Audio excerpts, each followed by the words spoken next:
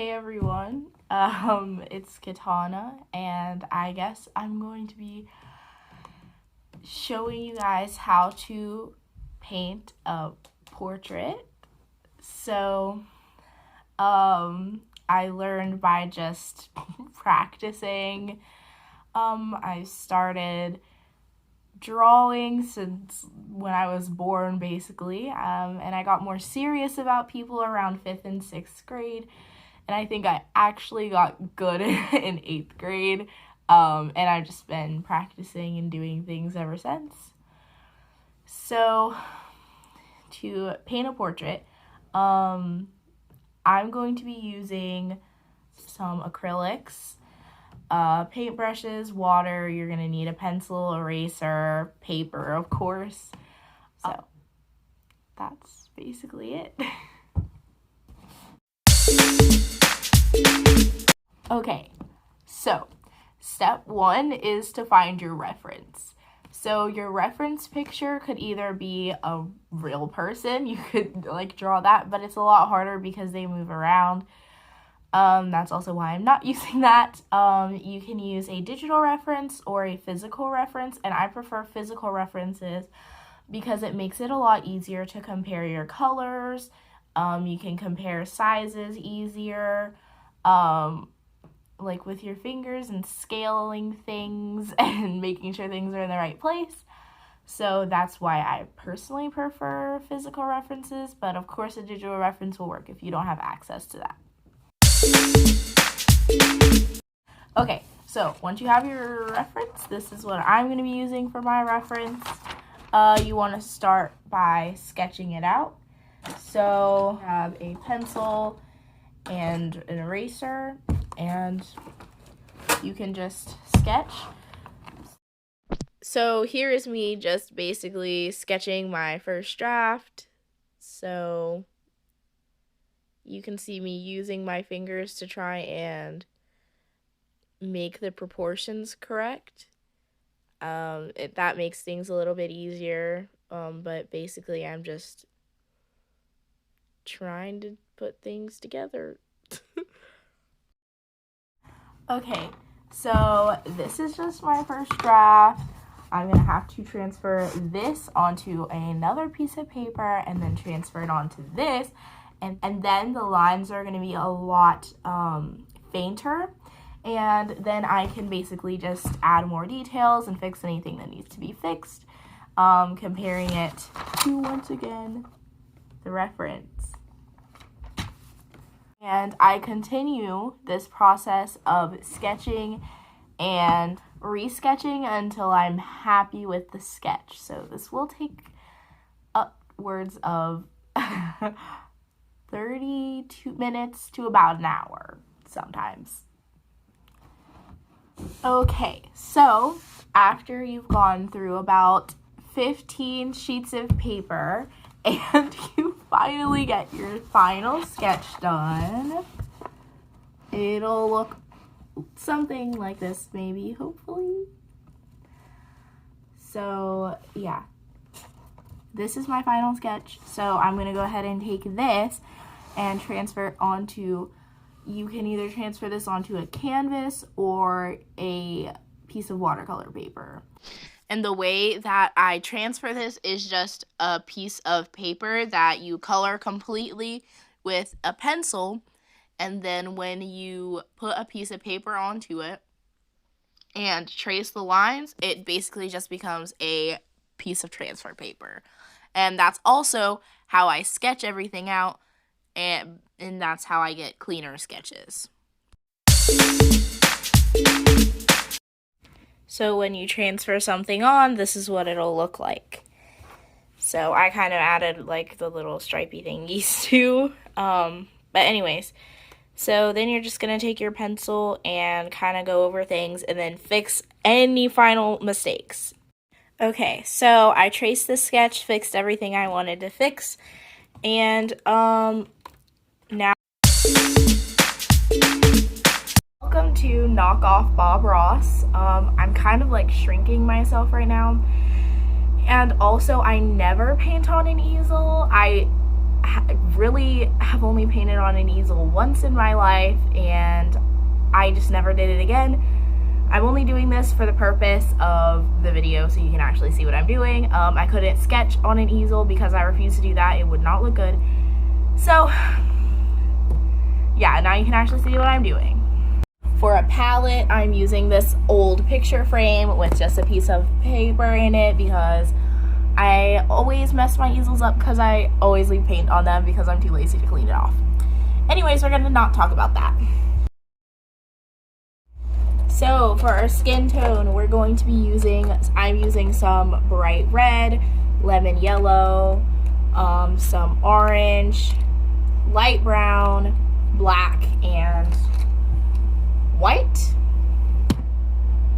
So you're gonna mix about 1 thumb of yellow with a little bit, about half a thumb of red to get a yellow color, an orange color. So when you get something like this, you're going to put in a little bit of black, and this is gonna make brown. Now I put like a tiny drop in there and I still got it too dark. What you're really looking for is something less. And when I tell you to mix this brown this specific way, it's because I tell you for a reason, because if you mix brown any other way, it will not get you a skin tone, and instead it will get you a weird looking purple. I know from experience, I have tried this so many times and this is the only way I can get it to work. So the way I like to do this is I'm gonna take my brown, and he's just gonna be a little bit darker than we expected, but you know, that's okay. So I'm gonna put this into some, I'm gonna get a little bit of this and also stick it here. So what I'm gonna do is with this small one, I'm gonna put a whole bunch of white, I'm gonna put a little bit of white into here, and then I'm gonna leave one, basically this color, and this is gonna be our different shades for the face and the body. It'll make sense later. Okay, so in the end I just decided on 2 shades because I got lazy. So we're gonna just ignore that. So this is a very important step. What you need to do is you need to take this brush, dip it in some water, and get a nice, super like watered down version of your skin tone.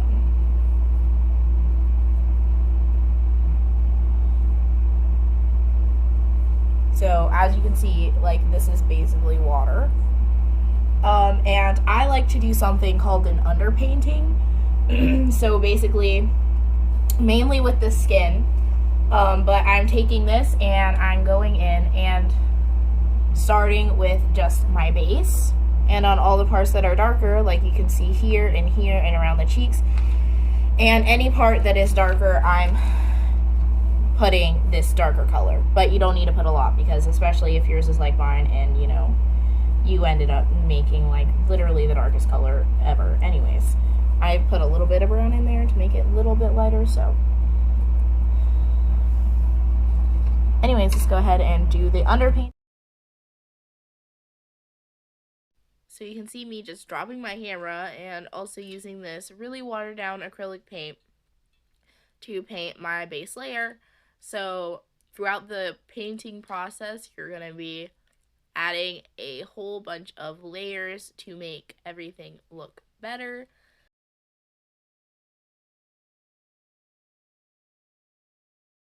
Basically, what I'm going to do after this is I'm going to basically just go over with a darker layer of this, so like something with not that much water, and I'm going to blend everything together and make it look finished. And then I'll come back and show you how to do highlights. I don't know how else to explain this. I'm just really just taking some paint and I'm just gonna like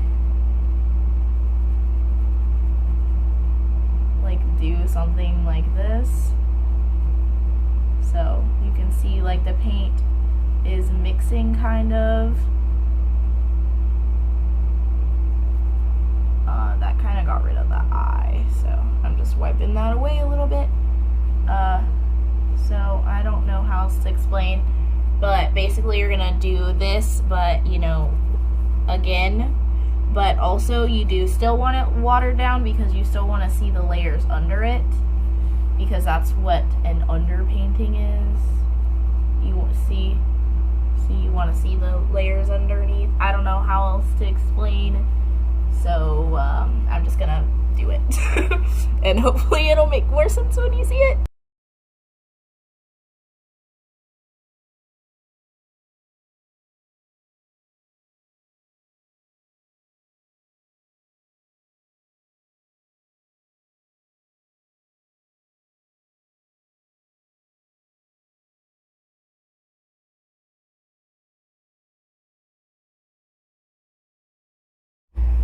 Okay, so I think for now it's looking okay.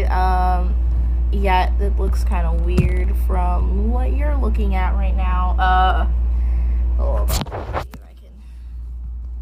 There we go. This is what it's looking like.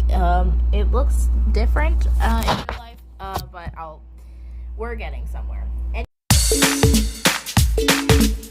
Anyway, so now I'm going to go ahead and work on the hair while the face is drying. So, yeah, let's go ahead and get the colors for the hair mixed. Okay, so what I have here is about a thumb of black, a pinky of black, and a half a pinky of black. And what we're going to do is add about a thumb of white into both of the bottom ones. And these are your different shades for your hair. And the cool thing about hair is you don't have to worry about completely mixing all of these. All this because hair is streaky anyway. So basically I just mix it to about this, and it adds cool textures and stuff. So I'm gonna kind of demonstrate to you how to do it, and then I'm gonna do it. So you're just sticking your brush into a bit of black, and then what I like to do is kind of put a little bit of this in and a little bit of this in, and then I just make the swoop, and then it kind of gives it the texture. So I recommend for your bigger blocks of hair, like here, go ahead in with just a bigger brush. But for when you're connecting it to the actual head, and when you're getting to your smaller details, like adding in more texture and things like that, I recommend using a smaller brush, of course.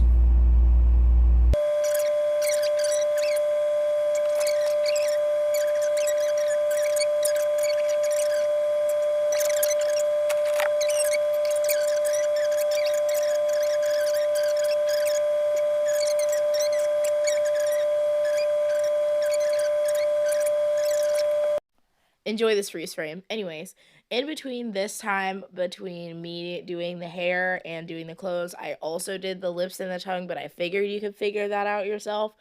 It's basically just mixing skin tone with a little bit of red, so that's basically how you do that. My original clip was like 5 minutes, and I don't think you need that. So the way I'm imagining this, because the picture that I'm painting is black and white, I'm picturing like a light gray overcoat, so I'm going to go ahead and do that. Just a helpful tip, this part right here on the coat would be lighter than everything else because it's closer to the sun. So this is just the basics of the coat. We'll add more details later. I did a little bit of shading under here. It's just putting darker colors and then blending it out. I'm pretty sure you can figure out how to do that on your own. Now it's time to do this and also this, but I'm going to do the collar later because you can see it's touching a lot of the skin, and it might go into there, and I want it to be a lot clean. Well, not a lot clean. I want it to be clean. So yeah, I want to do this like a green like flannel under, so that's what I'm gonna do. Basically what I'm doing right now is some things that you can't really see. There are like little holes and things that need to be patched up, little parts that aren't fully blended and aren't completely looking so good, you know. So I'm going ahead in and fixing that right now.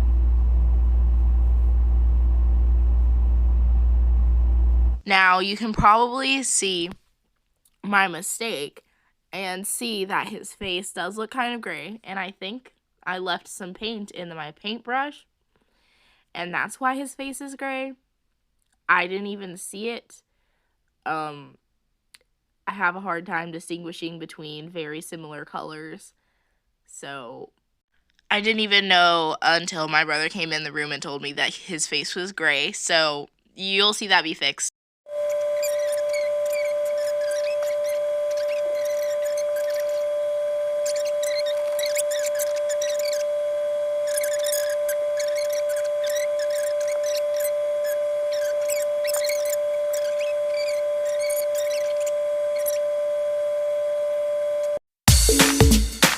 So basically what you're going to be doing when you're doing your highlights is you're taking a lighter shade, so you're just mixing your regular color with some white, and then you're blending it all together. So you can see me just putting this on the forehead because that's a common place for highlights.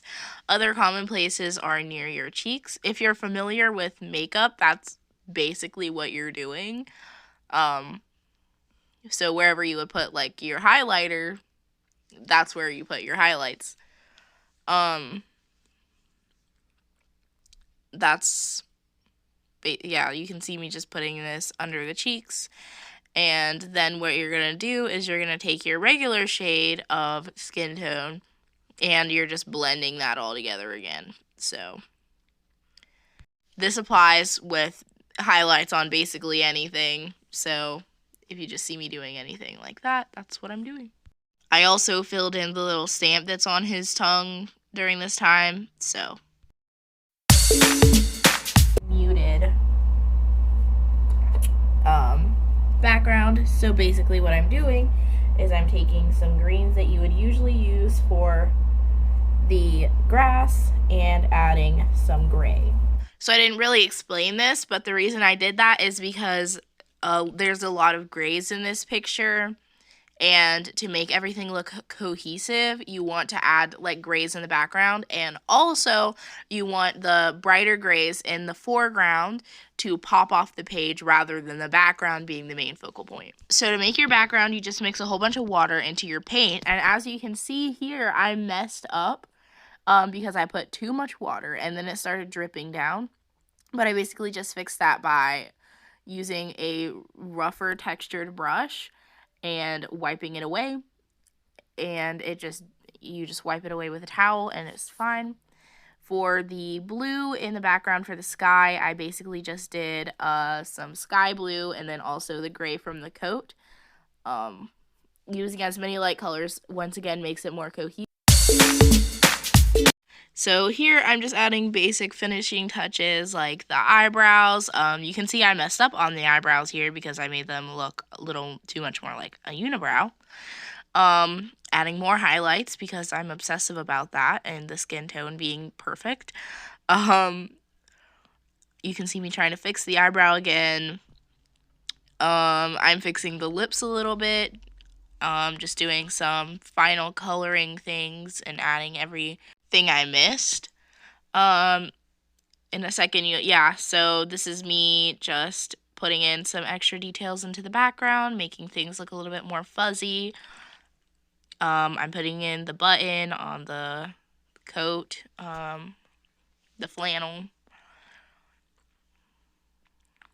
Adding in some more final facial details like the little cheeks.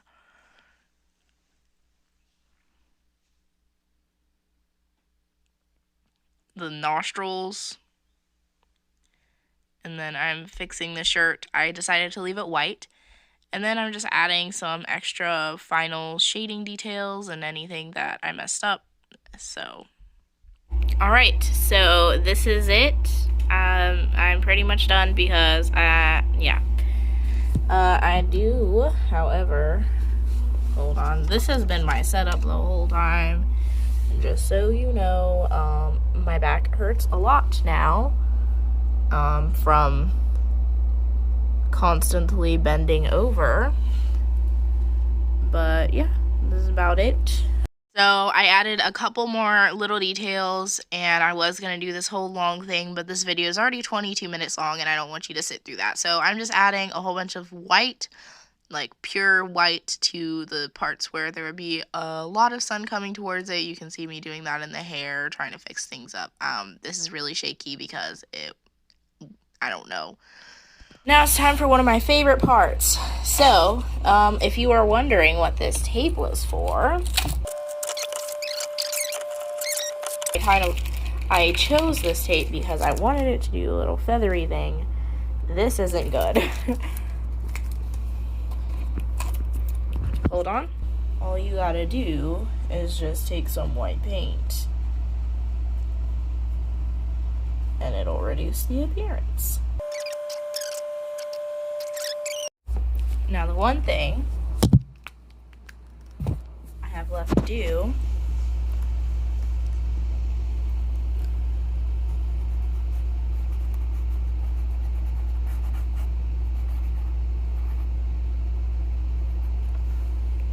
sign it.